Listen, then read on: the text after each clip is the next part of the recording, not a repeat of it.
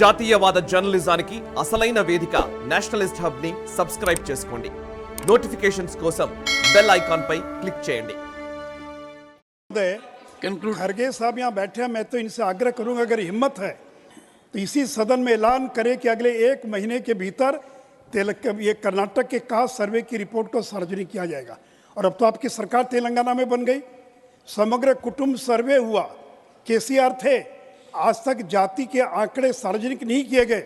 आप घोषणा करें कि तेलंगाना के जो समग्र कुटुंब सर्वे हुआ था उसमें जाति के आंकड़ों को सार्वजनिक किया जाएगा। और फिर जिन राज्यों में आपकी बची कुची सरकार है वहाँ जातीय गणना कब प्रारंभ करेंगे? हिमाचल में तो 1 साल हो गया, आज तक आपने जातीय गणना प्रारंभ नहीं की। और बिहार के अंदर जो जातीय गणना हुई, जो जातीय सर्वे हुआ, उसके तो हवा निकल गई। सारी जातियाँ विरोध में खड़ी है, घर बैठे सर्वे कर लिया गया, जिसकी संख्या 40 लाख थी उसकी संख्या 20 लाख दिखा दी गई। कुछ खास जातियों की संख्या को बढ़ाकर दिखाया गया। सती महोदय, इसलिए जो कांग्रेस पार्टी है ये तो हमेशा से ओबीसी विरोधी रही है। काका कालेलकर कमीशन की रिपोर्ट का क्या हुआ? मंडल कमीशन की रिपोर्ट को किसने लागू नहीं किया? क्यों नहीं? काका कालेलकर कमीशन की रिपोर्ट 1955 में पार्लियामेंट सुपुर्द हो गई, क्यों नहीं उसको स्वीकार किया गया?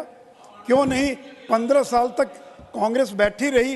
सेकेंड बैकवर्ड क्लासेस कमीशन का गठन क्यों नहीं किया? क्यों अटल अडवाणी जी का इंतजार करना पड़ा, मोरारजी देसाई का? और 1977 में 80 में सेकेंड मंडल कमीशन का गठन हुआ, फिर 10 साल बैठे रहे, उसको लागू नहीं किया। फिर बीजेपी की जब सरकार, बीजेपी के समर्थन से जब वीपी सिंह की सरकार आई तब जाकर उसको इम्प्लीमेंट किया गया।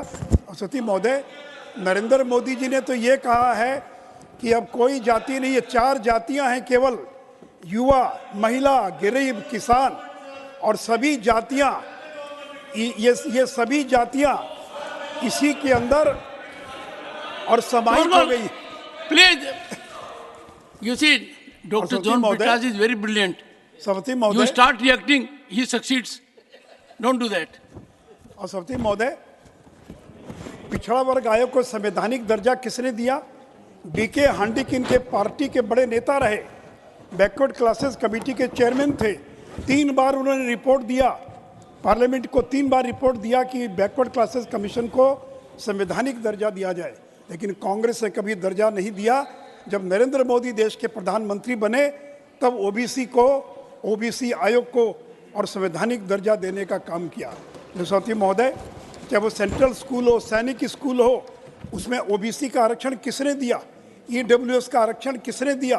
नीट में किसने आरक्षण दिया? सती महोदय, इसलिए केवल मैनिफेस्टो में कास्ट सेंसस डाल देने से और ओबीसी समाज आपको वोट देने वाला नहीं है।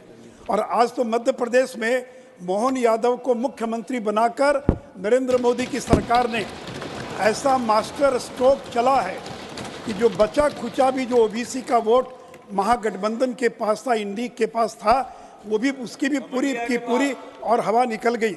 इसलिए सती महोदय, मैं इन्हीं शब्दों के साथ मैं फिर से एक बार आदरणीय प्रधानमंत्री जी को और अमित शाह जी को धन्यवाद देता हुआ ఈ వీడియో మీకు నచ్చినట్టయితే లైక్ చేయండి, 10 మందికి షేర్ చేయండి, అలాగే కామెంట్ల రూపంలో మీ అభిప్రాయాలను మాతో పంచుకోండి। Nationalist hub group of channels ను సబ్స్క్రైబ్ చేసుకుని తెలుగునాట జాతీయవాద జర్నలిజాన్ని ప్రోత్సహించండి। ఈ వీడియో కింద ఉన్న బెల్ ఐకాన్ పై క్లిక్ చేయడం మర్చిపోవద్దు।